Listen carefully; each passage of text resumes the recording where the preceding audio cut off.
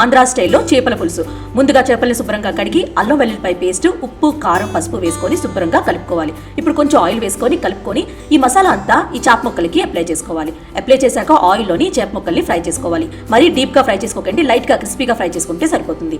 ఇప్పుడు 3 టమాటోలు తీసుకొని పేస్ట్ చేసుకొని పక్కన పెట్టుకోవాలి. అలాగే చింతపండు కూడా నానబెట్టుకోవాలి. ఇప్పుడు చేపలు ఫ్రై చేసిన ఆయిల్లోనే దాల్చిన చెక్క, లవంగీలు, యాలకులు, బిర్యానీ ఆకులు 2, మెంతులు, ఆవాలు, జీలకర్ర, ఎండుమిరపకాయలు వేసుకొని లైట్ గా ఫ్రై చేసుకోవాలి. ఇప్పుడు ఉల్లిపాయలు చిన్న చిన్న ముక్కలుగా కట్ చేసుకొని వేసుకొని ఫ్రై అయ్యాక కరివేపాకు అలాగే అల్లం వెల్లుల్లిపాయ పేస్ట్ వేసుకొని పచ్చివాసన పోయిన వరకు ఫ్రై చేసుకోవాలి. అలాగే ఉప్పు, కారం, పసుపు వేసుకొని మళ్ళీ ఫ్రై చేసుకోవాలి.